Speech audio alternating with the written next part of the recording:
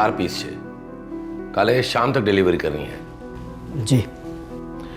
देखो सबसे पहले खार, फिर दादर, फिर मरीन लाइंस और फिर नरीमन पॉइंट। ठीक है। कल तू यहीं से ले लेना और हाँ कल शाम होने से पहले पहुंचा देना। चिराग से बस समझो कि हीरे पहुंच गया।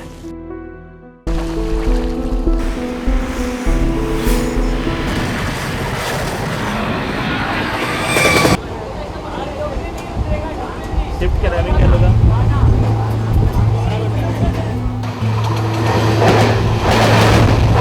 प्लेटफॉर्म क्रमांक 1 पर आई हुई लोकल विरार जाने वाली 12 डब्बों की धीमी लोकल है।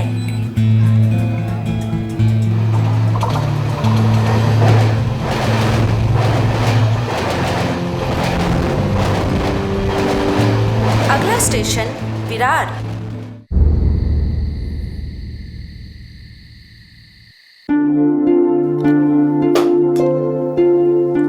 सुन उमेश, तेरी भाभी और मैं कल जीवदानी माता मंदिर जाने का प्रोग्राम बना रहे हैं। तो आविश?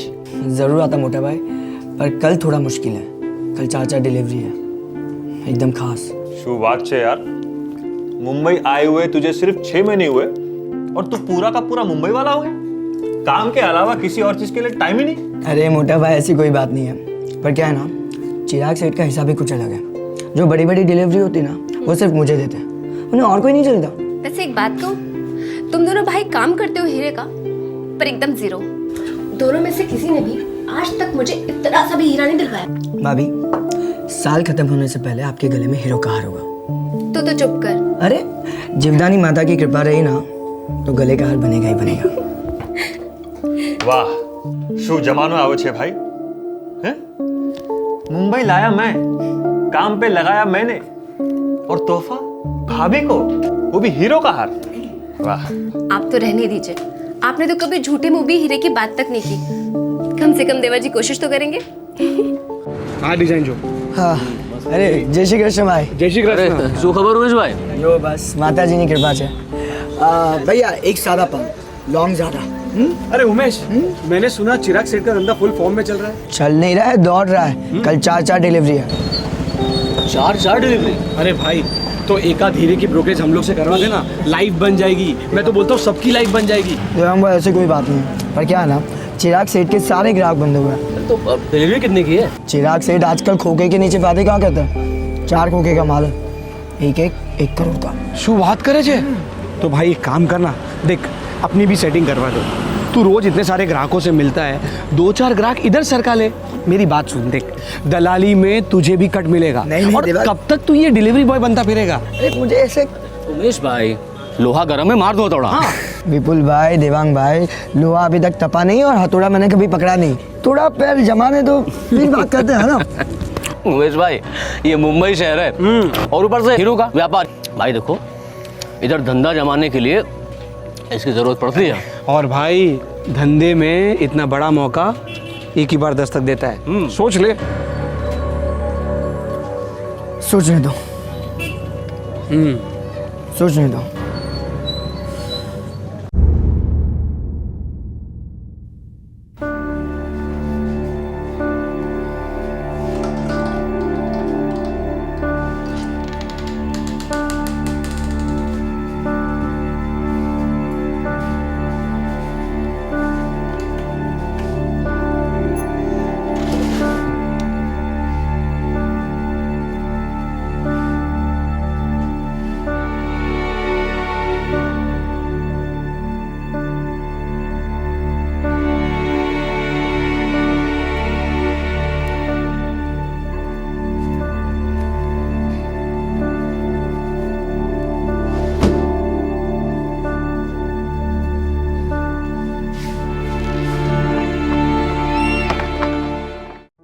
सत्रह नवंबर 2011 मुंबई। 21 साल का हीरो का delivery boy Umesh Thakkar 4 clients को हीरे पहुंचाने निकल पड़ा। 4.5 करोड़ रुपए के हीरे। यह अरबों रुपयों का पारंपरिक व्यवसाय सिर्फ एक शब्द पर चलता है और वो शब्द है भरोसा। उस शाम को उमेश घर नहीं पहुंचा। क्या लालच ने उमेश के जमीर पर दस्तक दी थी? क्या बेहद कीमती हीरो ने भरोसे को खरीद लिया था।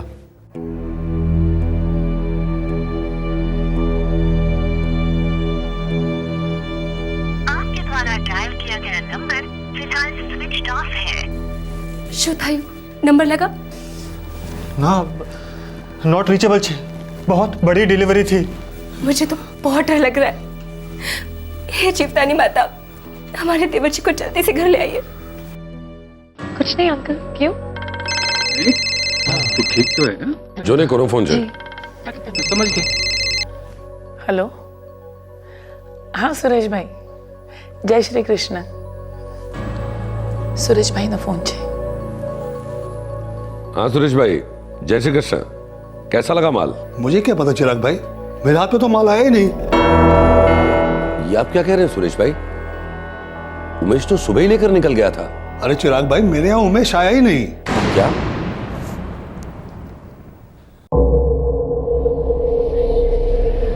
सर, डायमंड मार्केट 6:30 बजे बंद हो जाता है और मेरा भाई उमेश 8:30 तक घर आ जाता है सर। डायमंड्स की डिलीवरी करता है तुम्हारा भाई? जी सर, आज उसकी 4 डिलीवरी थी, सभी बड़ी बड़ी। सर, ये है मिस्टर चिराग, डायमंड मर्चेंट। ये भी उमेश ठक्कर को लेकर ही कंप्लेन दर्ज कराने आए हैं। जय श्री कृष्ण चिराग सेठ, हमारा उमेश घर नहीं पहुंचा और उसने मेरा हीरा भी नहीं पहुंचाया। डिलीवरी कहाँ करनी थी उसे? खार, दादर, मरीन लाइंस और नरीमन पॉइंट।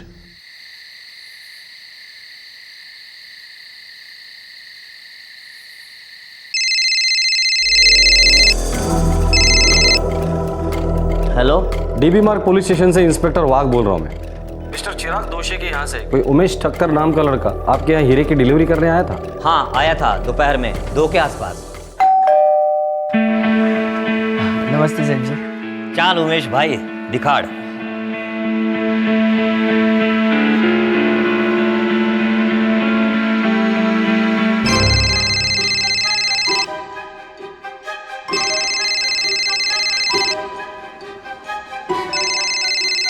हाँ, उमेश 3:30 को डिलीवरी करके गया। 4:30 बजे डिलीवरी की थी उमेश ने। केम जो रमन भाई? उमेश तुम्हारा हीरो।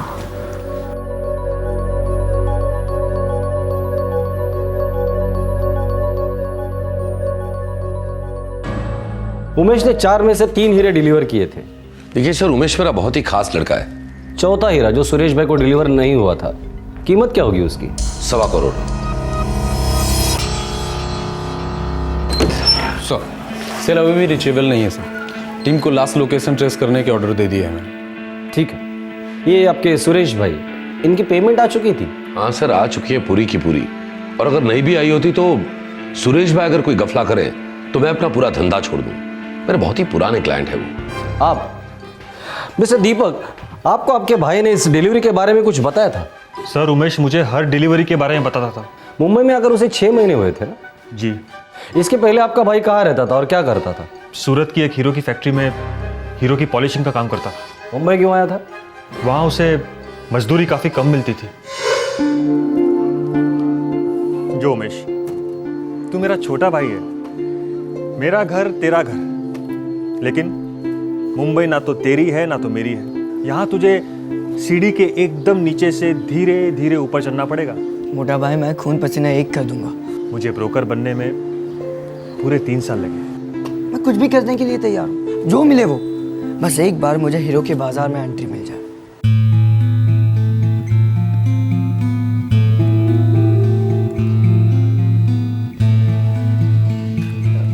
चिराग सेठ मेरा भाई है, गारंटी देता हूं मन लगा के काम करेगा। अरे दीपक, इसमें तो कोई डाउट ही नहीं है। पर देखो, तुम तो जानते हो मेरे पास पॉलिशिंग का कोई काम है नहीं, क्योंकि वो मेरी लाइन ही नहीं है। भाई, मेरा तो तैयार माल का धंधा है। सिर्फ मैं कोई भी काम करूंगा। हाँ, मुझे एक डिलीवरी बॉय की जरूरत है। करेगा? जरूर करूंगा, क्यों नहीं। जो तू दीपक नो भाई छे, तो दीपक पर जितना भरोसा रखा है उतना ही भरोसा तुझ पर रख रहा हूं। हमारी जबान से सेठ, उमेश ईमान का पक्का है। पिछले 6 महीने से पूरी लगन से काम कर रहा था उमेश। मेरा एकदम खास डिलीवरी बॉय बन गया था वो। तो 6 महीने के बाद अचानक एक हीरे के साथ उमेश गायब कैसे हो गया? सर, ये सच है कि हीरा नहीं पहुंचा है। ये भी सच है कि उमेश गायब हुआ है, लेकिन उमेश हीरा गायब नहीं कर सकता। वो ऐसा नहीं है सर। ठीक है, हम सुबह तक इंतज़ार करते हैं। अभी तक उमेश के सेलफोन का आखिरी लोकेशन भी पता नहीं चला है। जैसे ही आखिरी लोकेशन पता चल जाएगा, सारी सच्चाई भी सामने आ ही जाएगी।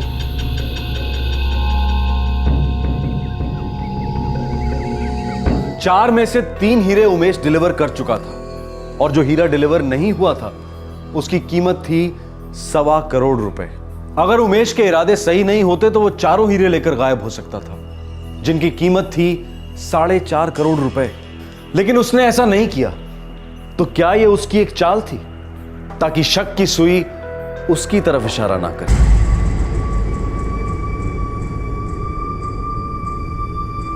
1.25 करोड़, ये एक हाथ लग गया ना, वही बहुत है। मामला थोड़ा ठंडा हो जाए तो इसको तोड़कर बेच डालते हैं।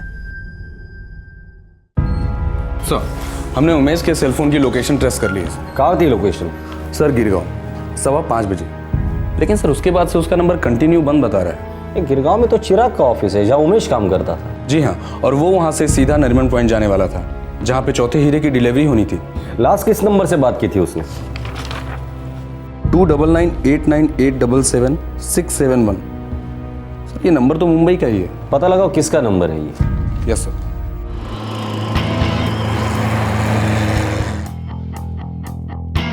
मुझे नहीं लगता कि वो ऑफिस लौटा होगा।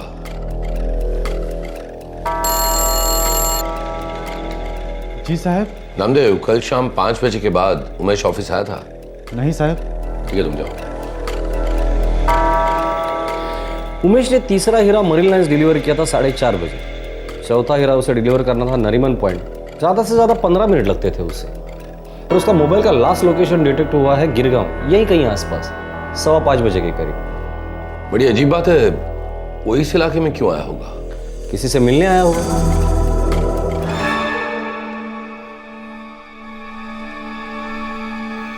ये सीसीटीवी पूरे बिल्डिंग में लगाया हुआ है? जी सर, पूरे बिल्डिंग में, हर फ्लोर पे, हर कोने में, क्योंकि इस बिल्डिंग में सभी ऑफिस डायमंड वालों के ही हैं। मुझे कल शाम 4 बजे से लेकर 6 बजे तक की सारी सीसीटीवी फुटेज चाहिए। आपका ऑफिस, लॉबी, कॉरिडोर, सभी जगह की। जी ठीक है, मैं मेंटेनेंस वाले से मंगवा कर आप तक पहुंचा दूंगा। मैं हूँ देवांग शाह। उमेश का सिम बंद होने के पहले आखिरी बार उससे बात तुम्हारे ही फोन पे हुई थी ना? कल शाम को उमेश ने फ़ोन तो किया था, लेकिन वो उसका आखिरी कॉल था, मुझे नहीं पता। वो हमें पता है। आप सिर्फ इतना बताइए कि आपकी उससे बात किस सिलसिले में हुई थी। दरअसल लगभग 4:30 बजे मैंने उसको पहले फ़ोन किया था, तब उसने मेरा कॉल उठाया नहीं, फिर उसने मुझे कॉल बैक किया। आपने उसे फ़ोन किस लिए किया था? वो मुझसे पूछ रहा था कि अगर वो मुझे कोई क्लाइंट दिलवाता है तो मैं उसे कितना कमीशन देता हूँ। कमीशन? कैसा कमीशन? मैं कुछ समझा नहीं। देखिए इंस्पेक्टर साहब, दरअसल मैं एक डायमंड ब्रोकर हूँ और उमेश मेरा अच्छा दोस्त है। तो मैंने उससे कहा था कि अगर तेरे पास कुछ क्लाइंट हो तो मुझे दिलवा दे, मैं तुझे कमीशन में एक हिस्सा दूंगा। जिन हीरो की डिलीवरी वो करने जा रहा था, उस सिलसिले में उसने कल तुमसे कुछ बात की? नहीं, कल तो कोई बात नहीं हुई। फिर कब की थी? फिर परसों रात को बात हुई थी हमारी। वो क्या है, हम खाना खाने के बाद सब लोग पान के अड्डे पर मिलते हैं। उसका चचेरा भाई विपुल भी हमारे साथ था। शू खबर उमेश भाई? अरे उमेश, मैंने सुना चिराग सेठ का धंधा फुल फॉर्म में चल रहा है। चल नहीं रहा है, दौड़ रहा है। कल 4 डिलीवरी है। डिलीवरी कितने की है? चिराग सेठ आजकल खोखे के नीचे बातें कहाँ कहते हैं, 4 खोखे का माल है। वो हम दोनों को बता रहा था कि चिराग सेठ के 4.25 करोड़ के डायमंड्स की डिलीवरी करने जाने वाला है।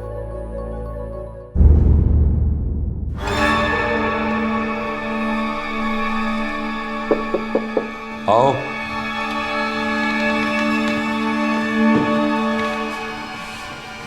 साहब, वो मेंटेनेंस वाला आया था, वो सीसीटी की सीढ़ी तक गया है।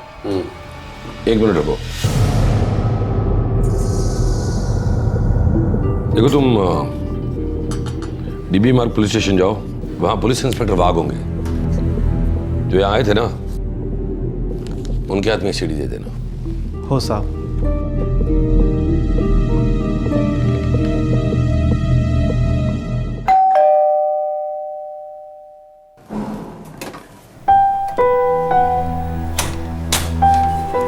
विपुल भाई, आप?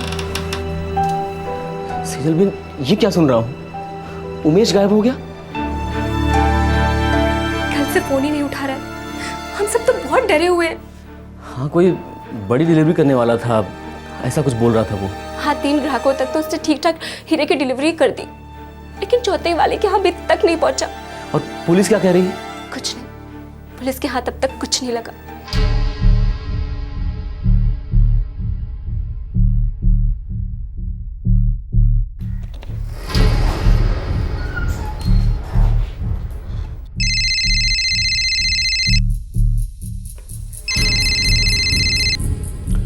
नमस्कार, इंस्पेक्टर वाघ बोलते हैं।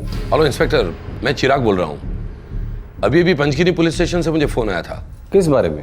उन्हें उमेश मिल गया है।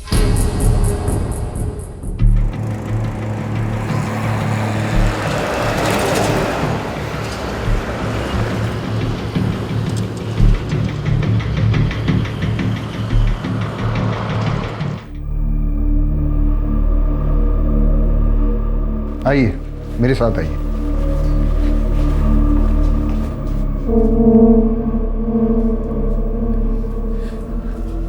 उमेश, उमेश,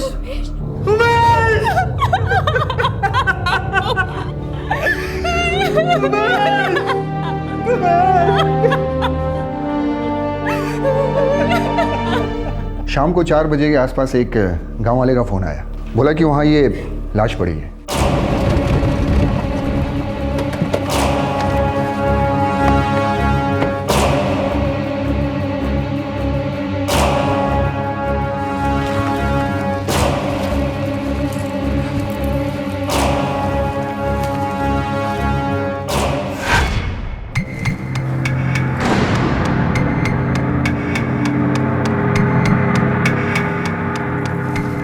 मर चुका है।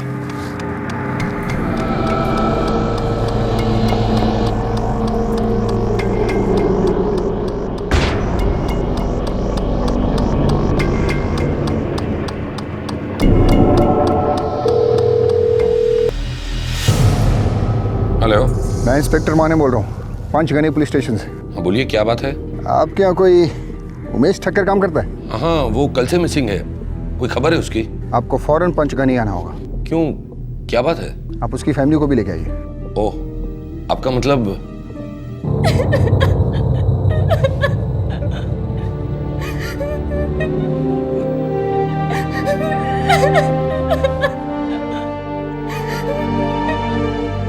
पोस्टमार्टम करवाया, मौत गला घोटने से हुई है। कितने बजे हुई थी मौत? बॉडी मिलने के करीब 12 घंटे पहले। मतलब 18 नवंबर की सुबह 4 बजे। और उमेश तो 17 तारीख की शाम से गायब था। आई एम सॉरी इंस्पेक्टर, वो उमेश के पास से, मेरा मतलब डेड बॉडी के पास से एक हीरा मिला है क्या? जी नहीं, इसके एम्प्लॉय आइडेंटिफिकेशन कार्ड के अलावा कुछ नहीं। एक बात और, इसका हाथ टूटा हुआ था। ऐसा लगता है जैसे जमीन से टकराने से टूटा है। या फिर जमीन पर फेंक दिया होगा उसे, या फिर उसकी लाश को।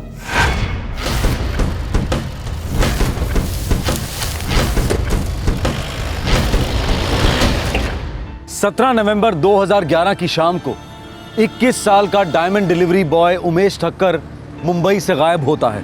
दूसरे दिन 18 नवंबर को उमेश की लाश मिलती है पंचगनी पुलिस को, झाड़ियों के बीच। पोस्टमार्टम रिपोर्ट कहती है मर्डर। किसने किया था उमेश का कत्ल, और लाश पंचगनी कैसे पहुंच गई? कत्ल मुंबई में हुआ था या पंचगनी में, या फिर कहीं और? कई सवाल एक साथ उठ रहे थे, और एक सवाल था 1.25 करोड़ का। वो चौथा कीमती हीरा कहां था?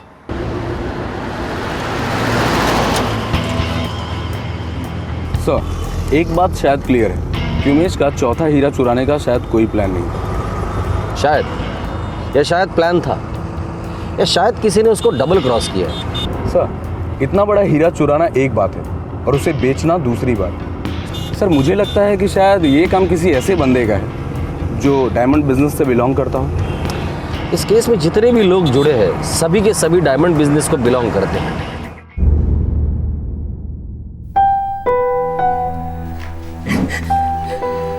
डेड बॉडी ले जा सकते हैं आप।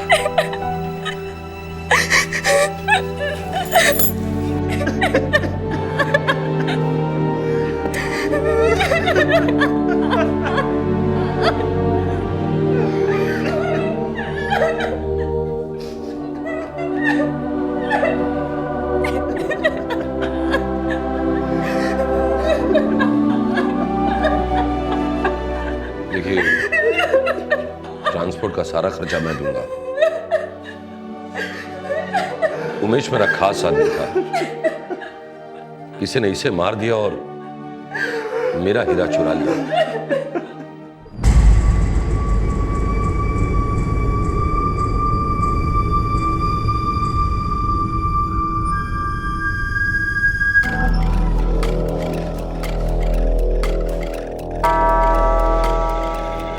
तब हो सकता है सीसीटीवी फुटेज से हमें कुछ लीड मिल जाए। शायद sir.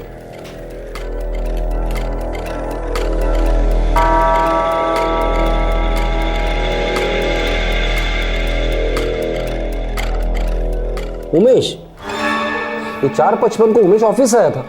Sir marine lines delivery के ठीक बाद।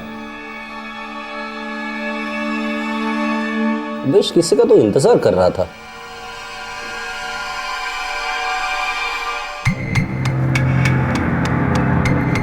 तड़पदे, यही हमारा सस्पेक्ट है। Yes sir. हाँ बोलिए, इतना अर्जेंट क्या काम था? चल चलता चलता बात करें। थोड़ा जल्दी बोलना क्योंकि मुझे डिलीवरी करनी है नरीमन पॉइंट पे। हाँ भाई हाँ चल। आपके द्वारा डायल किया गया नंबर फिलहाल स्विच। सर फोन बंद आ रहा है उसका। उसे भनक लग गई हम लोग उस तक पहुंचने वाले हैं। लेकिन सर उसके घर का एड्रेस है हमारे पास। गाड़ी निकालो, घर से उठाते हैं इस साले को।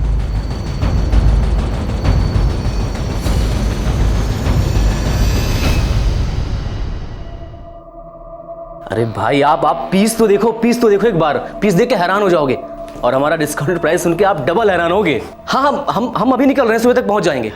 अरे विपुल भाई जल्दी करो ना, जल्दी निकलते हैं यहाँ से। मैं आपको बाद में कॉल करता हूँ। जी चलो चलो चलो भाई, जल्दी जल्दी लॉक कर दो।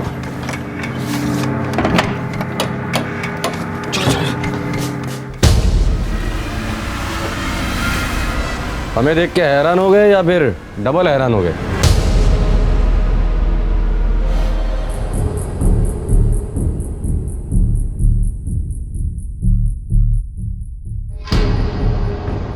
विपुल सेठ और देवांग सेठ और कितने सेठ लोग इन्वॉल्व है इस कांड में? विपुल उमेश का चचेरा भाई था और देवांग उमेश का खास दोस्त था। ये दोनों भी डायमंड बिजनेस में काम करते थे। इन दोनों को उमेश की हर डिलीवरी के बारे में पता होता था जो वो अपने चिराग सेठ के लिए करता था। चिराग सेठ मुंबई के डायमंड बिजनेस के बड़े व्यापारियों में से एक था। 6 महीने में ही उमेश ने उसका भरोसा जीत लिया और उसने उमेश को अपना खास डिलीवरी बॉय बना दिया। इन 6 महीनों में विपुल और देवांग ने उमेश के साथ गहरी दोस्ती बना ली थी। लेकिन ये दोस्ती थी ही नहीं, ये एक षड्यंत्र था जिसका एक खास मकसद था। विपुल भाई हूँ शू कहूँ छू, थोड़ा टाइम देते ना उसको, अपने आप हमारे साथ जुड़ जाएगा। सीधी उंगली से घी निकालने की कोशिश करते हैं। लेकिन देवांग भाई मेरे को डाउट है, वो उमेश का भाई है ना दीपक, उससे मेरी आज तक कभी नहीं जमी। उसने जरूर मना किया होगा कि तू विपुल से दूर रहे, और उमेश अपने भाई के खिलाफ कभी नहीं जाएगा। तो फिर बड़े में बड़ा मौका मिलते ही उंगली टेढ़ी कर देते हैं। घी तो हम लोगों को खाने का ही है, इसमें कोई डाउट नहीं है। 4 डिलीवरी? अरे भाई तो एकाध हीरे की ब्रोकरेज हम लोग से करवा देना, लाइफ बन जाएगी। मैं तो बोलता हूँ सबकी लाइफ बन जाएगी। देवांगा ऐसी बात नहीं है, पर क्या है ना, चिराग सेठ के सारे ग्राहक बंधे हुए हैं। तो डिलीवरी कितने की है? चिराग सेठ आजकल खोखे के नीचे बातें कहाँ करते हैं। 4 खोखे का माल है, एक करोड़ का। शू बात करे जे? तो भाई एक काम करना, देख अपनी भी सेटिंग करवा दो। तू रोज इतने सारे ग्राहकों से मिलता है, 2-4 ग्राहक इधर सरका ले। मेरी बात सुन, देख दलाली में तुझे भी कट मिलेगा। नहीं, और कब तक तू ये डिलीवरी बॉय बनता फिरेगा? अरे मुझे ऐसे। उमेश भाई लोहा गर्म है, मार दो थोड़ा। हाँ। विपुल भाई, देवांग भाई, लोहा अभी तक तपा नहीं और हथौड़ा मैंने कभी पकड़ा नहीं। थोड़ा पैर जमाने दो फिर बात करते हैं ना। उमेश भाई ये मुंबई शहर है और ऊपर से हीरो का व्यापार। भाई देखो इधर धंधा जमाने के लिए इसकी जरूरत पड़ती है। और भाई धंधे में इतना बड़ा मौका एक ही बार दस्तक देता है। सोच ले। सोचने दो। सोचने दो। विपुल भाई बड़ा मौका आ गया है, उंगली टेढ़ी करने का वक्त आ गया है। तो कल ही कर डाले काम। ऐसा कल फिर कब आएगा? लेकिन देवांग भाई इस बार सारी प्लानिंग तुम्हें करनी है, क्योंकि वो मेरी बात तो सुनेगा नहीं। टेंशन मत लो आप, मैं पटा लूंगा उसको। चलो ठीक।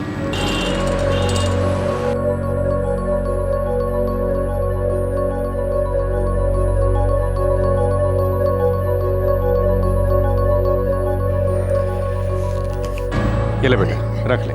नहीं नहीं, ये मैं कैसे ले सकता हूँ? अरे रख ले बेटा, रख ले। बड़ी ईमानदारी के साथ काम कर रहा है, रख ले। नहीं नहीं, चिराग सेठ मुझे ये काम की जितनी तनख्वाह देते हैं बस उतने पे ही मेरा हक बनता है। वाह भाई वाह, तेरे चिराग सेठ के हाथ तो हीरा लग गया, हीरा। ऐसे काम करते हैं, एक दिन जरूर चमकेगा। जय श्री कृष्ण देवांग भाई, आपने जब मुझे फ़ोन किया था तब मैं डिलीवरी पे था। बोलिए क्या काम है? अच्छा सुन, मेरे पास एक प्लान है, पर तेरे को पहले शांति से सुनना पड़ेगा। देवांग भाई, मैं बहुत जल्दी में हूँ, मुझे नरीमन पॉइंट पहुँचना है, वो हीरे की डिलीवरी करनी है। बोलिए। अरे राजा, मैं उसी हीरे की बात कर रहा हूँ। देख, उस 1.25 करोड़ के हीरे के लिए मेरे पास एक जबरदस्त क्लाइंट है। अरे शुरुआत करो छो देवांग भाई, ये हीरा चिराग सेठ का, ग्राहक सुरेश भाई नरीमन पॉइंट वाले, मैं तो उन दोनों के बीच का डिलीवरी बॉय हूँ। आप मेरे साथ ये ग्राहक की बात क्यों कर रहे हो? क्योंकि तेरा जो चिराग सेठ है ना, वो मेरी बात तो सुनेगा नहीं। हाँ, और जो मेरा ग्राहक है ना, वो सुरेश भाई से भी ज्यादा रकम देने के लिए तैयार है। और दूसरी बात, पर चिराग सेठ जो है ना, वो तो सुरेश भाई को हीरा बेचेगा। पर अगर तू चिराग सेठ को पटाकर वो हीरा मेरे ग्राहक को बिकवा देगा ना, तो सुन, चिराग सेठ की नज़र में तू बहुत ऊपर आ जाएगा। नहीं नहीं, मुझे इतनी कोई जल्दी नहीं है देवांग भाई लाइफ में, लेकिन फिलहाल मैं बहुत जल्दी में हूँ, मुझे नरीमन। अरे राजा से 5 मिनट के लिए मिलना चाहता हूँ बस। पहले तू मेरी फिर पूरी बात सुन। देख, मैं ना धंधे की बात कर रहा हूँ, कोई चोरी डकैती की बात नहीं कर रहा हूँ। ठीक है, एक काम करते हैं, मैं जल्दी से जल्दी ये डिलीवरी करता हूँ और फिर हम मिलते हैं। अरे नहीं, मेरी बात सुन। देख राजा, देख मैं क्या बोल रहा हूँ, 5 मिनट के लिए मिलना सिर्फ। हाँ, फिर तू तेरे डिलीवरी पे चले जाना। देख, तेरे को दोस्ती की कसम है बस। हाँ ठीक है, एक काम करते हैं, हम जल्द से जल्द, तुम मेरी ऑफिस के नीचे आ जाओ, मैं भी नीचे आता हूँ, हम वहीं मिल लेंगे। ठीक है? हाँ राजा, मैं 15 मिनट में पहुंच रहा हूँ। 21 साल का उमेश एक ईमानदार कामगार था। वो अपना काम दिल से और ध्यान लगाकर करता था, लेकिन दिल से सोचने से उमेश का ध्यान हट गया। वो अपने दोस्त देवांग का दिल नहीं दुखाना चाह रहा था, इसलिए उससे मिलने के लिए राजी हो गया। ये भूल मासूम उमेश की जिंदगी की सबसे बड़ी और आखिरी भूल साबित हुई।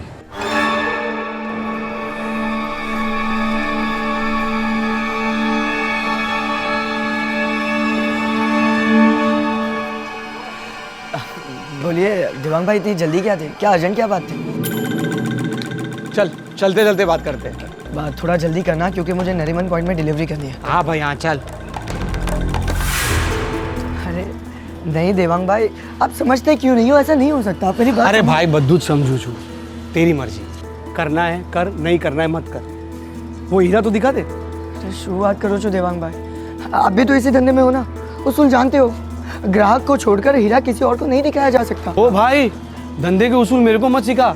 ऐसे 4-6 हीरे ना मैं रोज सुपारी की तरह बेचता हूँ। मैं तो सिर्फ तेरे को समझाने की कोशिश कर रहा हूँ, और तू मेरे पे ही डाउट कर रहा है। नहीं, वाह देवांग भाई, ऐसी बात नहीं। आप ठीक है।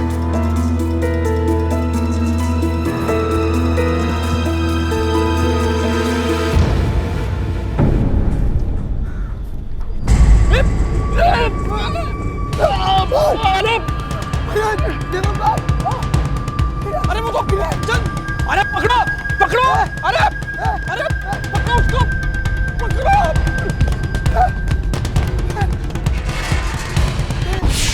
क्या क्यों चोर? मैं तो बर्बाद हो गया। भाई मैंने एक बात कही, तूने उसको बताया था कि विपुल को हम लोग इधर मिलने वाले हैं? अरे देवांग भाई, मैं क्यों बताऊंगा कि हम लोग यहाँ पे मिलने वाले हैं? बहुत चालाक निकला यार ये। अरे यार, लेकिन मैं क्या करूँ, मैं तो बर्बाद हो गया। मैं चिराग सेठ को क्या मुंह दिखाऊंगा? अरे भाई, तू पहला रड़वानू बंद कर और मेरी बात सुन। तू बर्बाद नहीं होगा, वो चोर विपुल बर्बाद होगा। मुझे मालूम है उसका खास ग्राहक कौन है। तू मेरे साथ चल, मैं अब भी तेरे को मिलाता हूँ। तू चल मेरे साथ। लेकिन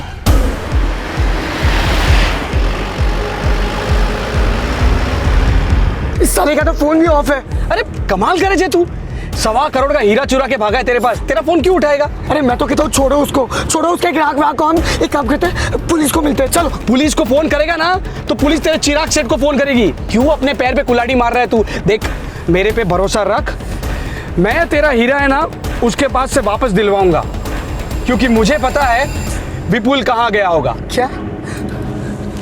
कहाँ है विपुल? बिल्कुल तेरे पीछे। क्या? देख। देख देख। विपुल भाई एक काम करते, इसकी लाश है ना पीछे की सीट पे डाल देते हैं। अरे नहीं नहीं देवांग भाई, एक काम करते हैं, इसको 2 गज जाके फेंक देते हैं। एक काम करो फिर ना, उसको नीचे दबा के रखना ताकि आजू बाजू आने वाले लोग देखे नहीं। समझ गए देवांग भाई।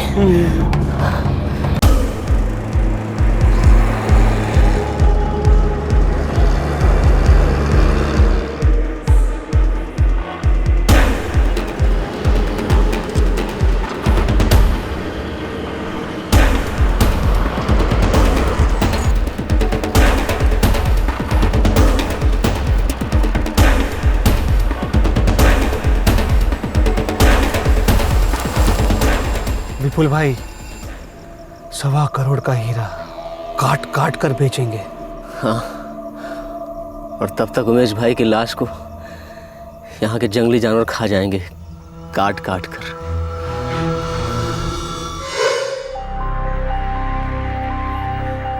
मेहनत नहीं करनी थी, शॉर्टकट लेना था, इसलिए एक मासूम और मेहनती लड़के की जिंदगी को कट शॉर्ट कर दिया तुम लोगों ने। लॉकअप में डाल दो सालों को, कल कोर्ट में पेश करते हैं। चल।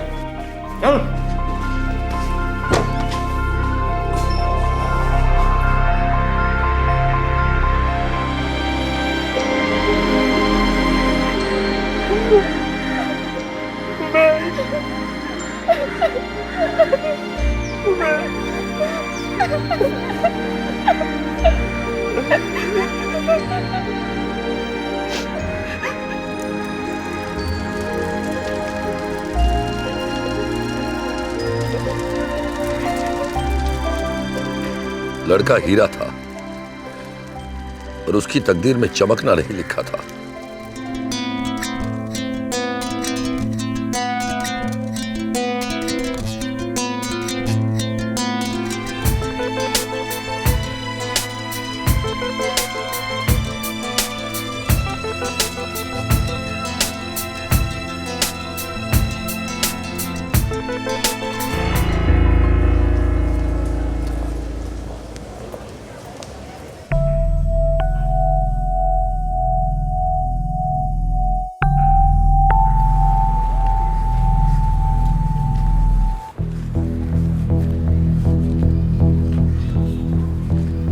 काय हो,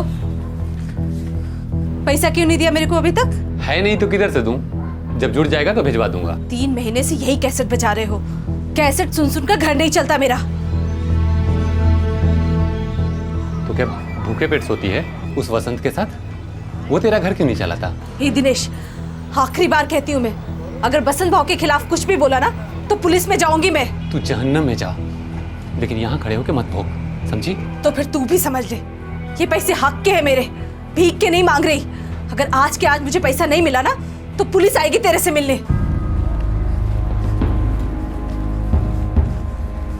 ए नाई साहब, हो साहब जल्दी करो वरना दाढ़ी फिर से उगाएगी। टूरिस्ट का सीजन है, 1 मिनट कीमती है। आइए। हो साहब।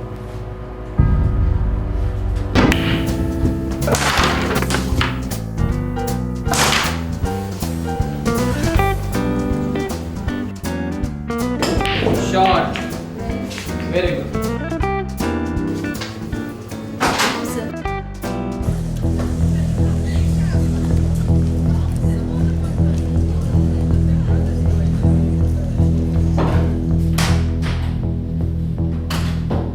क्या रे सविता, अभी तेरे ग्राहकों के सामने मैं भी शुरू करूं क्या तमाशा? पैसे देने की ताकत नहीं है और धमकी देने निकला है तू। पैसे तो मैं लेके आया है, लेकिन एक फूटी कौड़ी भी नहीं दूंगा तेरे को। कर ले जो करना है। हे दिनेश, तेरे को वार्निंग मिला ना, सविता को परेशान नहीं करने का करके वार्निंग मिला ना, तेरे को वापस जेल का हवा खाने का क्या? बसंत भाऊ, आप गलत कर रहे हो। मेरी छोड़, तो अपनी गलती देख पहले। तुम लोग का तलाक के टाइम पे कोर्ट ने तेरे को ऑर्डर दिया था कि इसका जो भी महीने का घर खर्च बनता है तेरे को देना पड़ेगा और टाइम पे देना पड़ेगा। दिया था कि नहीं?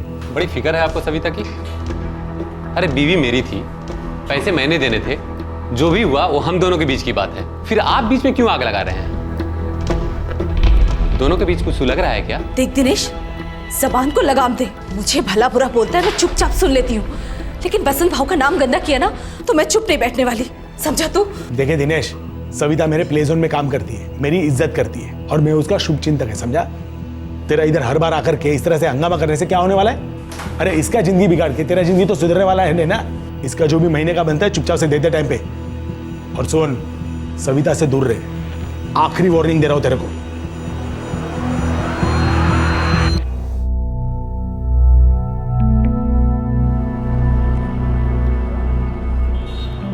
दुनिया मिट्टी डालना यार, दिमाग से निकाल डालू औरत को। श्रीकांत, मैंने कब का दिमाग से निकाल दिया, लेकिन वो मेरे से पैसे निकालने के लिए धमक आती है ना सर पे। एक तो मेरा बच्चा छीन लिया और ऊपर से वो बसंत भाव, वो गेम करता रहता है, चाबी मारता है। तू इधर रहता है ना, इसलिए तेरा बैंड बजता है। मैं क्या बोल रहा हूँ, तू यहाँ महाबलेश्वर से किधर बाहर चला जा, वाई में नहीं तो पूना में धंधा डाल, कभी तक ढूंढेंगे तेरे को। ये वसंत भाव भी कम चैप्टर नहीं है, पता है तेरे को? अपनी बीवी को उधर मुंबई में बैठा के रखा है और इधर मेरे बीवी के साथ मस्ती मारता है साला। अरे वो और 4 लोगों की बीवी को हड़प सकता है, हजम भी कर सकता है, तू कुछ नहीं कर पाएगा उसका यार। ऐसा में बहुत ताकत होती रे भाई। पैसे क्या ऊपर लेके जाएगा, नरक में सड़ेगा साला। मेरा जिंदगी का वाट लगाया है ना, देख लेना एक दिन उसका भी नंबर आएगा और ऐसे कुत्ते की मौत मरेगा कि अक्खा महाबलेश्वर याद रखेगा। महाबलेश्वर, महाराष्ट्र। हनीमून्स के लिए मशहूर इस खूबसूरत इलाके में एक तलाकशुदा जोड़ा दिनेश और सविता आए दिन मेंटेनेंस के लिए लड़ते रहते थे। महाबलेश्वर बाजार में नाई की दुकान चलाने वाले दिनेश का गुस्सा पास के प्ले जोन के मालिक वसंत पर दिन ब दिन बढ़ता जा रहा था। सविता वसंत के प्ले जोन में नौकरी करती थी।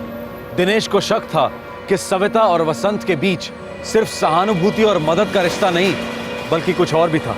रियल एस्टेट में भी डील करने वाले वसंत के पास वैसे ही दुश्मनों की कमी नहीं थी। और फिर एक दिन आया जब रोज की तरह वसंत अपनी दुकान बंद कर घर जाने की तैयारी में था और दुश्मन पूरी तैयारी के साथ उसके दरवाजे पर दस्तक देने पहुंच गया। अब सवाल था, कौन था यह दुश्मन और ये कैसी दुश्मनी निभा रहा था?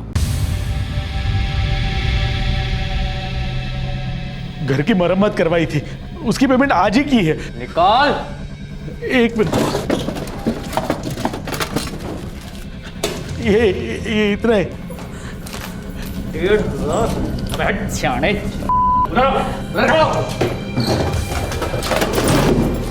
बाजी में देख रहे? अबे कुछ नहीं है, शाने के पास तो है। ये पैसा कहाँ रखता है? जल्दी बोल, वरना बोलने के लायक नहीं रहेगी। बोल। जो कुछ है वो यही है और ये सच है। दोनों को अंदर ले चलो, अपने स्टाइल से पूछवाता है इनसे। चल बता, पैसा कहाँ रखा है? पैसा नहीं है, सच कह रहा हूँ, आई शपथ।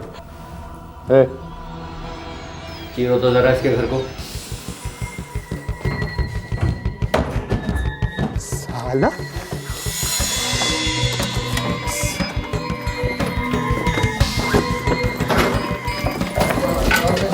कम से कम 3-4 लाख रोकड़ा तो होगा ही होगा। और ये देख कितनी सारी ज्वेलरी छुपा के रखी है। हाँ? झूठ बोला हमसे, फालतू में इतनी मेहनत करवाई। तुमको जो मांगता था वो मिल गया ना, अब तो छोड़ दो मुझे।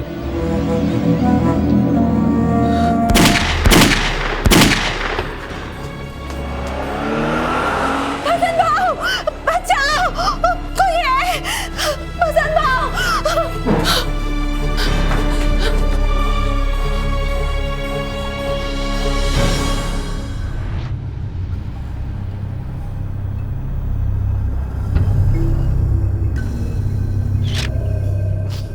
सर, घर का चप्पा चप्पा ढूंढा था उन लोगों ने। आदमी को मार डाला, लेकिन औरत को कुछ नहीं किया। क्या हुआ था? कौन थे वो लोग? कैसे हुआ ये सब? साहब, हम लोग प्ले जोन बंद करने वाले थे। ये 1,500 रुपए रख रहा हूँ कैश बॉक्स में, छोटे मोटे खर्चों के लिए। नहीं, जरूरत नहीं थी। जरूरत हमेशा होती है सबकी। दुर्गेश कब आ रहा है? एंट्रेंस एग्जाम के लिए गया है, परसों तक आ जाएगा। मैं कल मुंबई जा रहा हूँ, वो वेन्ना तालाब वाली जमीन है ना, उसके लिए खरीदार मिल गया है। इसी महीने में सौदा हो जाएगा। प्ले जोन बंद हो चुका है और अभी इस वक्त मैं मना करती हूँ।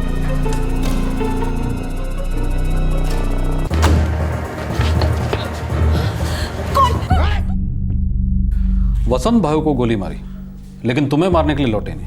नहीं सर, मैंने पहले गोली चलने की आवाज सुनी और फिर गाड़ी शुरू होने की आवाज। तो तुम चिल्लाई नहीं, खुद को खोला कब? मेरे मुंह पर पट्टी बंधी थी साहब।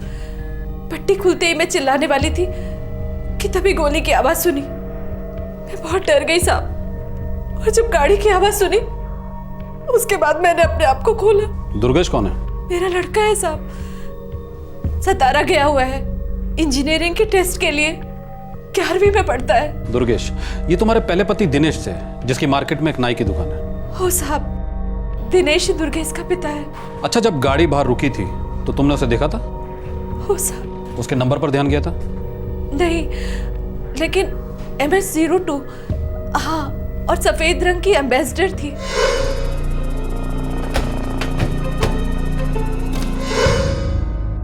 सफेद रंग की एम्बेसडर। अंग्रेज जी सर, सभी नाकों पर मैसेज भिजवाओ। व्हाइट कलर की एम्बेसडर, MS02 रजिस्ट्रेशन। ये जरूर मुंबई की गाड़ी होगी। जी सर। अच्छा, वसंत भाव की पत्नी मुंबई में, आपने उन्हें इन्फॉर्म किया? हो साहब, मैंने उन्हें फोन कर दिया है। अंग्रेज, लाश को पोस्टमार्टम के लिए भेजो, और मुझे ये औरत सविता और इसका पति दिनेश और वसंत भाव की पत्नी तीनों थाने में चाहिए। मिल जाएंगे सर।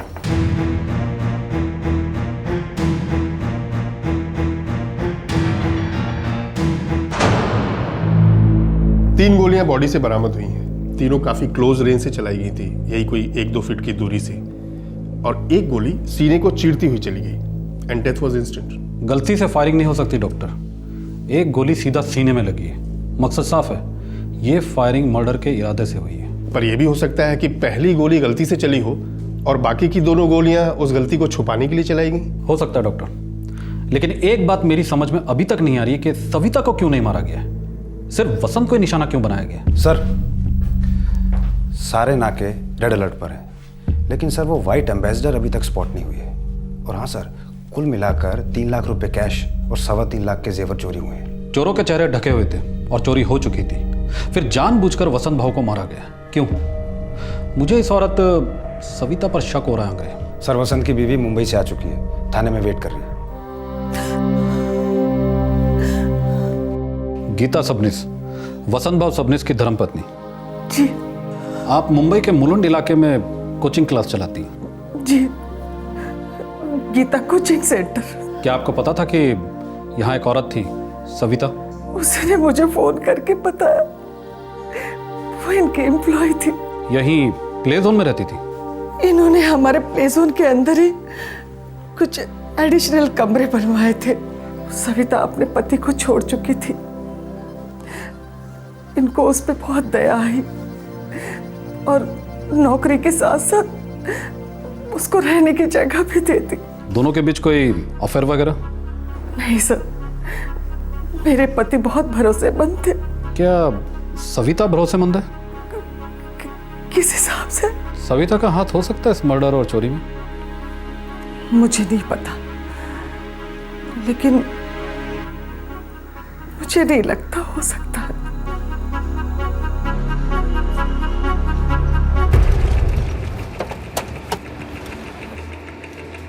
अरे गावडे साहब, आओ साहब, इकडे बसा, बसा साहब।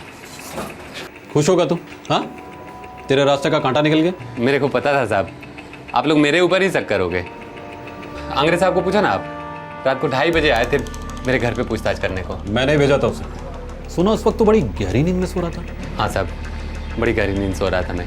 अच्छे सुपारी लेने वाले भी मर्डर करने के बाद नहीं सो पाते, तू कैसे सो पाए? साहब, उस तरह की कसम साहब, मैंने वसंत भाव को नहीं मारा, लेकिन हाँ, पिछले 2 सालों में कम से कम 200 बार दिल में जरूर आया था कि साले को टपका डालूं। वसंत भाव ने मेरा बीवी छीन लिया साहब, मेरा बच्चा छीन लिया, मेरा सब कुछ छीन लिया साहब। बहुत सुकून मिला मेरे को साले की मौत से।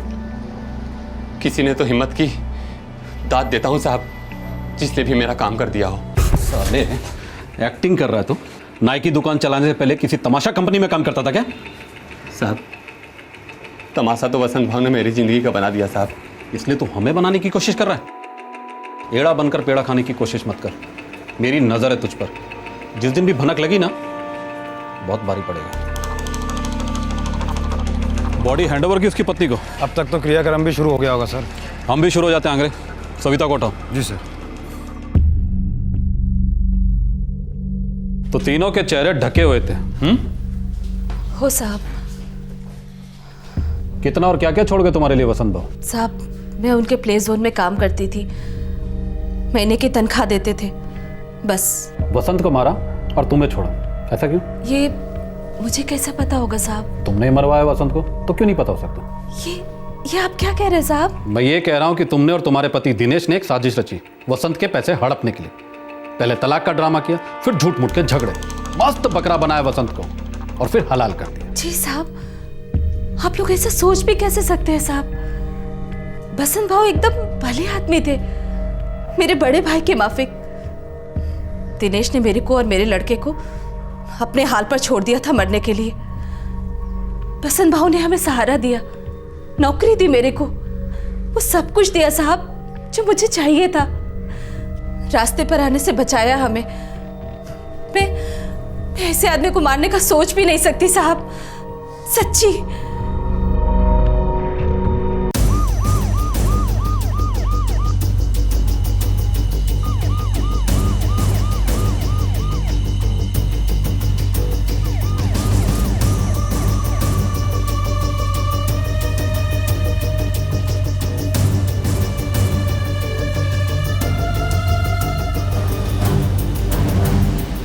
सर, इलाके के सारे हिस्ट्री शीटर्स को राउंड अप किया, अंदर बाहर छानबीन करी, कुछ नहीं मिल रहा है सर। साहब, ये वसंत भाव ने तो कई लफड़े पाल रखे थे।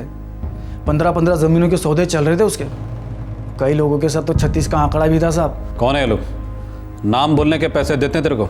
नहीं साहब, खबर पक्की नहीं तो किसी का नाम नहीं लेते हम खबरी लोग, कसम से। बाकी वसंत भाव की दुश्मनी नेता लोगों के साथ और बिल्डर लोगों के साथ थी। अब बड़ा पैसा तो दुश्मनी भी बढ़ी ना साहब। अपना महाबलेश्वर, वाई, ऊना, सतारा, जहाँ जहाँ वसंत भाव का लेन देन था ना, वहाँ पंटर लोग दौड़ाया मैं। किसी ने कोई सुपारी उपारी नहीं दी थी साहब। अपन को तो बाहर वाले का ही हाथ लगता है साहब। अरे हमें तो ये पहले से ही पता था। हमें तो बस ये पता लगाना है कि ये बाहर वाले हाथ यहाँ किस हाथ के साथ मिले थे। सब ये फायरिंग वायरिंग फर्स्ट टाइम हुआ अपने महाबलेश्वर में। ऐसा लफड़ा कभी हुआ नहीं अपने एरिया में। अपने को तो कुछ और ही एंगल लगता है साहब। कान जमीन से लगाए रखना। आपको बोलने की जरूरत ही नहीं है। लेकिन साहब, आप बता रहे थे कि गाड़ी का रजिस्ट्रेशन मुंबई का था। हाँ, वैसे आंग्रे, हमने उस वाइट एम्बेसडर के बारे में मुंबई पुलिस को खबर दे दी है ना? जी सर। और मुझे ये लफड़ा मुंबई का ही लगता है। लेकिन मुंबई महाबलेश्वर जितना छोटा नहीं है, घास में सुई ढूंढनी होगी। पिक्चर पोस्टकार्ड जैसे सुंदर महाबलेश्वर की क्राइम हिस्ट्री में शायद ही कभी फायरिंग से मर्डर हुआ था। सभी आधे अधूरे सबूत मुंबई की तरफ इशारा कर रहे थे। पूरी संभावना लग रही थी कि वसंत सबनिस को मारने की सुपारी मुंबई में दी गई होगी। अब सवाल यह था कि सुपारी किसने दी थी और क्यों, और यह तभी पता चल सकता था जब शूटर्स पकड़े जाते। और शूटर्स के बारे में अब तक कोई सुराग नहीं मिला था, पर अनुमान लगाया जा रहा था कि वो शायद मुंबई को ही बिलोंग करते थे।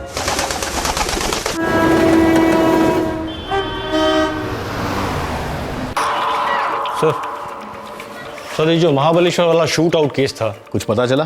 सर, वसंत भाई की मिसेस कोचिंग क्लास चलाती है, गीता कोचिंग क्लास। उसके सारे एंगल छान मारे, कोई खबर नहीं।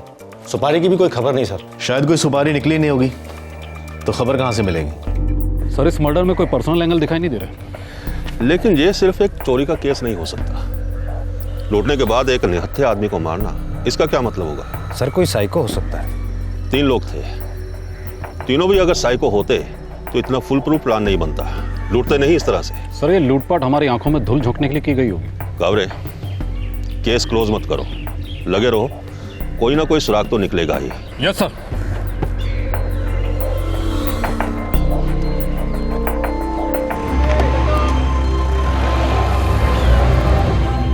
इस केस को हुए 1 महीना बीत चुका था, लेकिन इस केस में अब तक कोई प्रोग्रेस नहीं हुई थी। जैसे जैसे और समय बीतता गया, सभी को लगने लगा कि ये चोरी का केस था जिसमें फायरिंग एक्सीडेंटली हुई थी। शायद ये सोची समझी सुपारी किलिंग नहीं थी।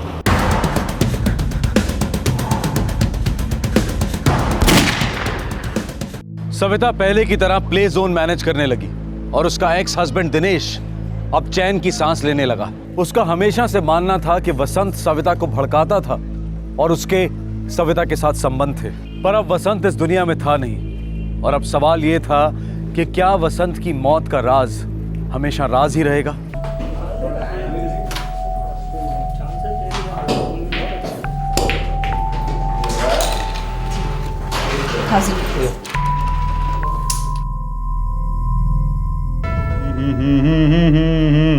क्या बात है दिनिया, बहुत खुश लग रहा है।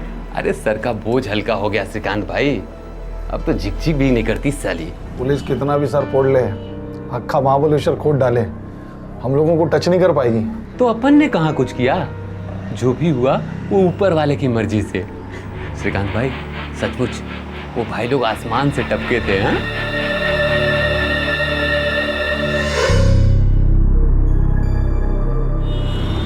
ये वसंत भाव भी है ना, ये कम चैप्टर नहीं है। पता है तेरे को, अपनी बीवी को उधर मुंबई में बैठा के रखा है, इधर मेरे बीवी के साथ मस्ती मारता है साला। अरे वो और 4 लोगों की बीबी को हड़प सकता है और हजम भी कर सकता है, तो कुछ नहीं कर पाएगा उसका यार। ऐसा में बहुत ताकत होती रे भाई। पैसे क्या ऊपर लेके जाएगा, नरक में सड़ेगा साला। मेरा जिंदगी का वाट लगाया है ना, देख लेना एक दिन उसका भी नंबर आएगा और ऐसे कुत्ते की मौत मरेगा कि अक्खा महाबलेश्वर याद रखेगा। ए दिनिया, तू कहीं वसंत भाऊ को मार डालने का प्लान तो नहीं बना रहा ना? इतना हिम्मत और ताकत होता ना तो कब का टपका दिया होता साले को। ये श्रीकांत, तू कुछ करवा सकता है क्या? क्या रे बाबा, मैं कोई गैंगस्टर का भाई हूँ क्या? लेकिन तेरी पहचान तो है ना 4-6 लोगों में, अगर किसी को सुपारी दे सकते हैं तो सेट कराना। साले, अगर मेरी पहचान होती तो मैं टूरिस्ट की गाड़ी चला रहा होता। चल निकलता हूँ अभी, ऊना का बड़ा उठाना है यार, संभाल अपने आप, है ना? लौट के मिलता है तेरे को।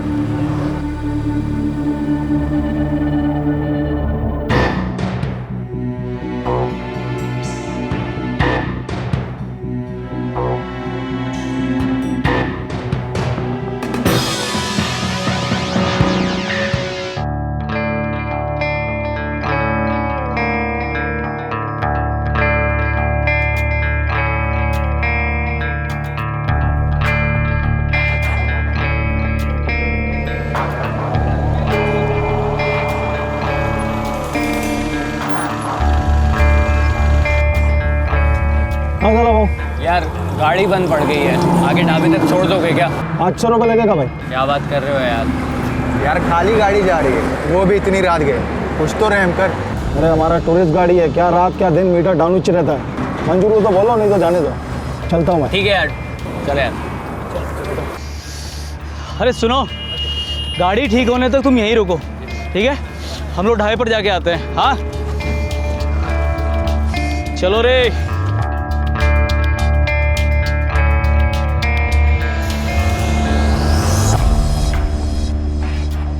सामान संभाल के रखा है ना? बिल्कुल चकाचक संभाल के रखा है, टेंशन मत ले। कभी कभी अटकती है साले, लगता है ऑयलिंग करानी पड़ेगी इसकी। एड़े, ऑयलिंग तेरे भेजे की करानी पड़ेगी, मस्त मक्खन जैसी चलती है, तेरे को चलानी नहीं आती। इधर ला।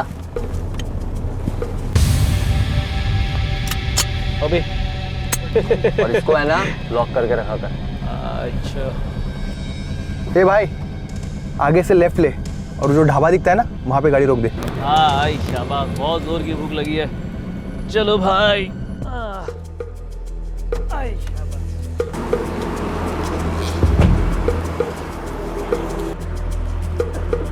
भाई साहब, आप लोग किसी गैंग वैंग से हैं क्या? स्कूल टीचर हैं, पैसे मिल गए ना, चल कट ले यहाँ से।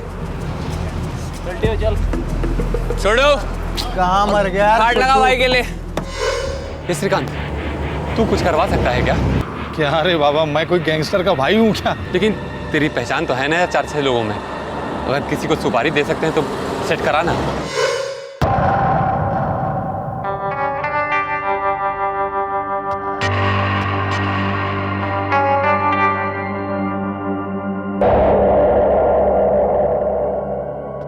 अब उनके लिए एक अक्खा मुर्गी मस्त और रोटी लेकर आ गर्मा गर्म। जा चल भाग के जा और दौड़ के आ। पानी ये गिलास डाल दे। भाई साहब, एक काम करना। अब क्या काम है? महाबलेश्वर में काम। महाबलेश्वर में क्या काम है? भाई साहब एक आदमी का काम तमाम करना है।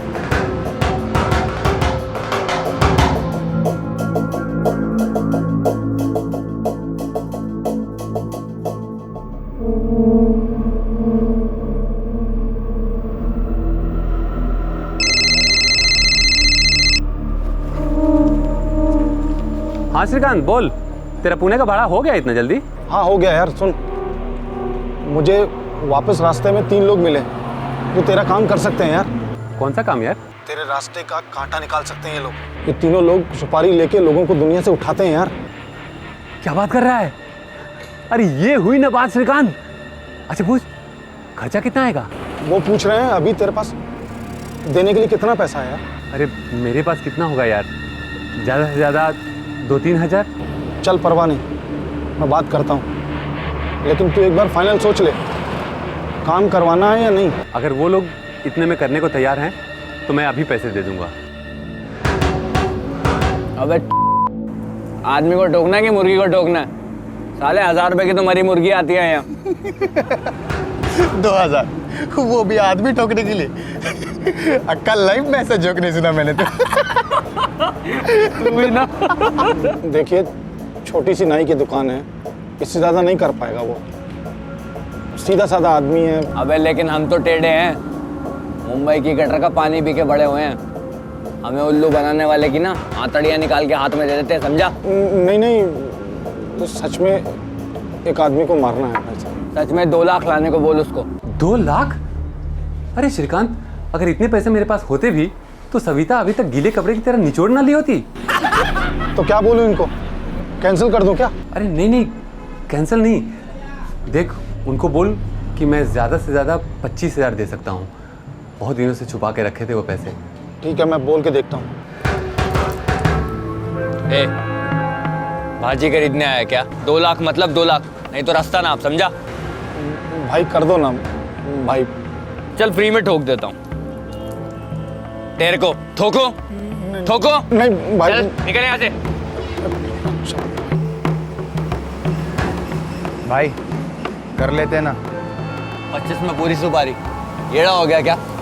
कोई सुनेगा ना मुंह पे थूकेगा। कोई सुनेगा तब ना, जरा सोचो। 25,000 में हम अपना गोवा का पूरा खर्चा निकाल सकते हैं, क्या बोलते हो? हाँ भाई, थोड़ा सोचो।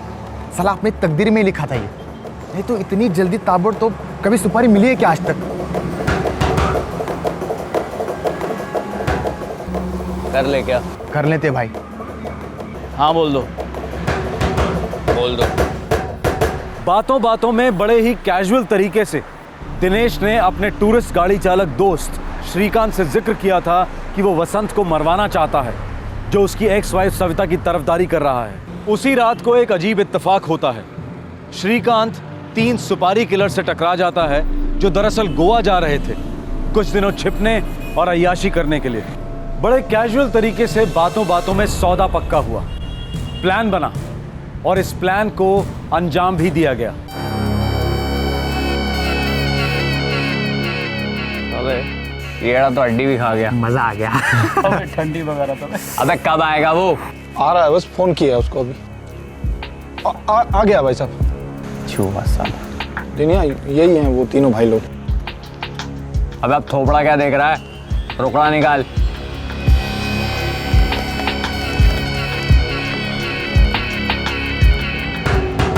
सुपारी किसके लिए? वो यहाँ से थोड़ी दूर पे मार्केट का इलाका है, उधर उसका प्ले जोन है।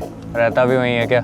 हाँ उधर ही रहता है, अभी भी है मेरी बीवी के साथ। बीवी को भी टपकाना है? नहीं नहीं, सविता को कुछ मत करना आप लोग। अबे नहीं करेंगे कुछ, चलो रे। अब भाई साहब काम ऐसा करना कि फिर बीच में मेरा नाम ना आए। बे शाने, अब तू हमको हमारा काम सिखाएगा? साला तुम दोनों प्रैक्टिस करोगे? हाँ बता बता बता। भाई साहब ऐसे बोल दिया, गलती से बोल दिया, समझा उसको।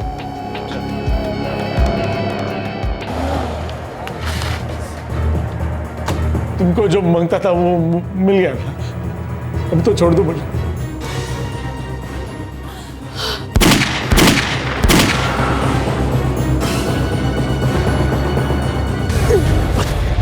साला मजा आ गया। ये साला 3-4 लाख कैश, ऊपर से ये सोना और ऊपर से उस चचुंदर के 25,000 भी। अबे जो अपन मुंबई में लूटे थे ना, उससे ही बहुत ज्यादा है बेटा। अब साला 2 महीने तक गोवा से हिलेंगे नहीं। दारू, मच्छी और मस्ती भी। सालो इतना उछलो मत, पता लगे साला मच्छी खाते खाते खुद पुलिस के जाल में फंस गए। सही है रे दिमिया, तेरा नाम आने का कभी कोई चांस ही नहीं है। अरे शक तो हमेशा सविता पे ही बना रहेगा यार। वो थे तीनों तीरंदाज, पता है, उसको अंदर बांध के चले गए कमरे में, वो भी जिंदा। और पुलिस सविता पर चील की तरह नजर बनाए हुए है। अरे मुझसे पैसे मांगना तो दूर, नजर तक नहीं मिलाती साली। सही है यार। तीनों कॉन्ट्रैक्ट किलर्स अपने बिल में छुपकर लूटे हुए पैसों से अय्याशी कर रहे थे। सुपारी देने वाले दोनों अपनी सफलता पर गदगद हो रहे थे। इन पांचों को लग रहा था कि अच्छी किस्मत सिर्फ इन पर चमकी नहीं थी, बल्कि गरजी थी। यह केस लंबे अरसे तक फाइलों में बंद रहा, लेकिन दफन हालत में भी यह केस हल्की हल्की सांसें ले रहा था, तकदीर को दस्तक दे रहा था, बिना सुलझे दम तोड़ने से इनकार कर रहा था। हमने कई केसेस में देखा है कि संयोग यानी कि चांस क्राइम डिटेक्शन में फरिश्ते का काम कर जाता है। अचानक एकाएक सुरागों की बौछार होने लगती है।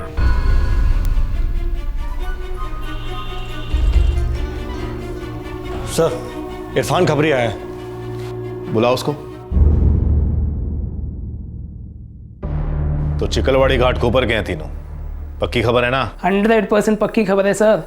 खबरी के बारे में खबर दे रहा हूँ आपको। क्या मतलब? सर वो तीनों में से एक रफीक है, रफीक खबरी सर, आप जानते हो उसे? रफीक, वो साला विक्रोली वाला? हाँ साहब, मैंने सुना है रफीक आउट ऑफ लाइन गया है। उसने एक उस्मान और एक राजेश के साथ मिलकर गैंग बना ली है। बोल ना, बोल और बोल। साहब, कांजूरमार्ग रेलवे स्टेशन के पास एक ज्वेलरी की दुकान है, उसे लूटने की पूरी फील्डिंग कर ली है वो लोग ने। कभी करने वाले ये लोग ऐसा? आज शाम को साहब, जब पूरा स्टेशन भीड़ से घचाघच भरा होगा। भोसले, उठा लेते हैं उनको। और कुछ? अक्टूबर में थाने में जो ज्वेलरी की दुकान लूटी गई थी, महावीर ज्वेलर्स। हाँ साहब, इन तीनों ने ही लूटी थी और फिर वहां से गोवा निकल गए थे। Very good Irfan. Bhosle sir, team ready कर। देख, मैं गाड़ी लेकर सिग्नल पर रहूंगा, तुम लोग फट करके चढ़ जाना। ठीक है, हम लोग माल लेकर पब्लिक में घुल मिल जाएंगे और वहीं से भंडू पहुंचेंगे। बरोबर? बराबर, एकदम बरोबर। और एक बात ध्यान रहे, पब्लिक में ज्यादा भागा दौड़ी करने का नहीं। आप टेंशन मत लो।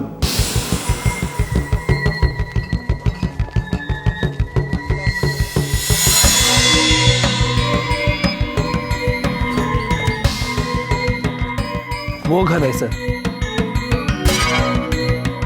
माने, इधर से जाओ। Okay sir.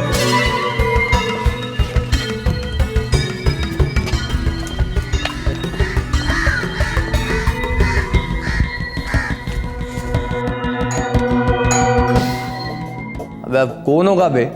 किसी को बुलाया था क्या? चाय वाला होगा, सुबह से 10 बार पैसे के लिए पूछ के गया। मैं देता हूँ साले को खर्चा पानी।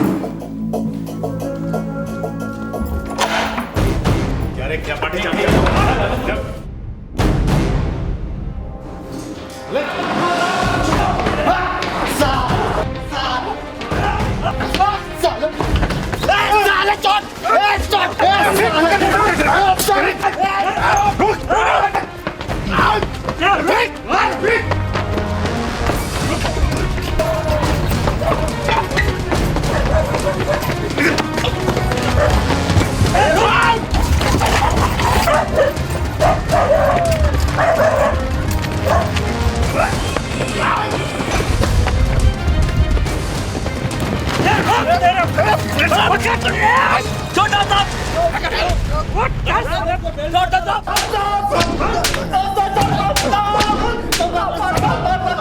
पिछले 3 महीने में जहां जहां डाके डाले हैं सब उल्टी करो जल्दी।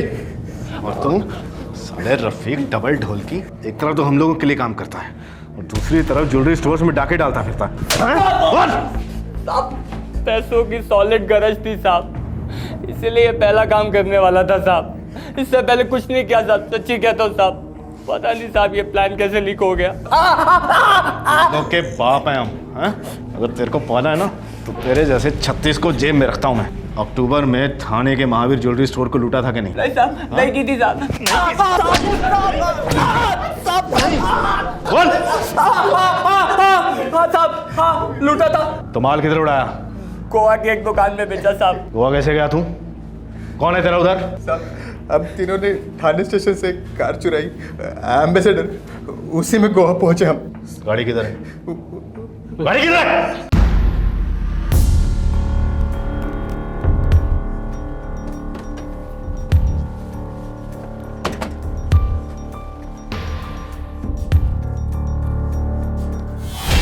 साहब साहब आपको याद है 3 महीने पहले महाबलेश्वर में एक केस हुआ था जिसमें एक सफेद रंग की एम्बेसडर इस्तेमाल हुई थी? वो प्लेजोन वाला मर्डर केस। बरोबर साहब, उसमें एक लेडीज गवाह थी जिसको सिर्फ MS-02 याद था और उस कांड में 3 लोग और शामिल थे। वो 3 लोग भी वही टाइम पे गोवा के लिए निकले थे ना? महाबलेश्वर भी गोवा के रास्ते में ही पड़ता है।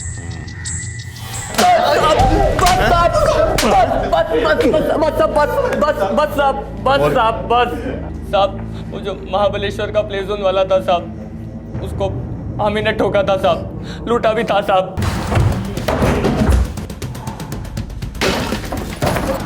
कम से कम 3-4 लाख रोकड़ा तो होगा ही होगा। ये प्ले जोन तो ज्वेलरी स्टोर नहीं था ना? हाँ, फिर क्यों गया उधर? पहले की प्लानिंग थी? प्लानिंग तकदीर की थी साहब। मेरा उस प्ले जोन से या उसके मालिक से कोई लेना देना नहीं था साहब। तो ठोक दिया उसको ऐसे ही टाइम पास के लिए? हैं? नहीं साहब, सुपारी मिली थी साहब। सुपारी? हम लोगों की गाड़ी रास्ते में खराब हो गई थी साहब, वही हमने एक टूरिस्ट गाड़ी वाले से लिफ्ट ली, उसी ने एक आदमी से मिलवाया जिसको उस प्ले जोन वाले को टपकाना था साहब। यही सच है साहब।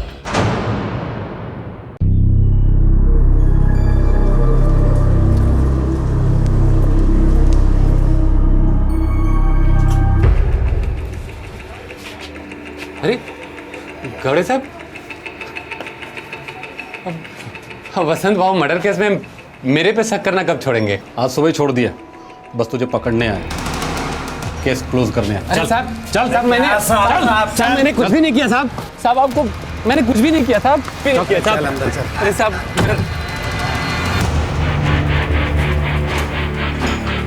चल अंदर।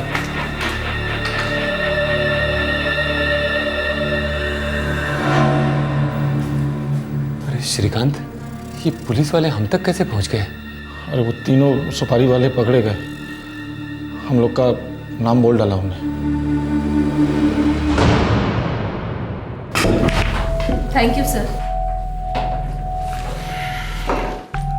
सविता भाई, वसंत भाव के कातिलों को पकड़ लिया गया।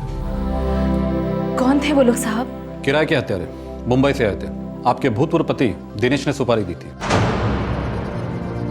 आपने कभी सोचा भी नहीं होगा? नहीं सोचा नहीं था साहब, लेकिन सुनकर हैरानी भी नहीं हो रही है। कमजोर आदमी, घटिया हरकत। 3 गैंगस्टर्स के साथ अचानक हुई टक्कर ने एक शातिर मर्डर कॉन्स्पिरेंसी का भांडा फोड़ दिया। यह षड्यंत्र मानो फुल प्रूफ था। पूरे 2 महीने के बाद भी इन्वेस्टिगेशन एक कदम आगे नहीं बढ़ पाई थी। इस केस की फाइल शायद हमेशा के लिए धूल चाटती रहती अगर वो तीनों क्रिमिनल्स एक और जुर्म करने ना निकल पड़ते। लेकिन वो तीनों थे आदत और पेशे से मजबूर। लेकिन इस बार तकदीर ने साथ नहीं दिया। वो पुलिस के हाथ लग गए और वहां से बाय चांस वसंत सबनिस के मर्डर का खुलासा हुआ। जुर्म की दुनिया है ही ऐसी। शायद लोगों को लगता होगा कि कई केसेस डिटेक्ट होते ही नहीं, पर सच्चाई ये है कि आज नहीं तो कल कानून मुजरिम के दरवाजे पर दस्तक देता ही है। क्राइम करो कभी और भरो कभी, लेकिन भरना तो पड़ता ही है, क्योंकि क्राइम नेवर पेज। आपसे फिर मुलाकात होगी, तब तक अपना ख्याल रखें, सुरक्षित रहें। जय हिंद। इस तरह के और भी एपिसोड देखने के लिए हमारे चैनल को सब्सक्राइब करें और बेल आइकन दबाना ना भूलें।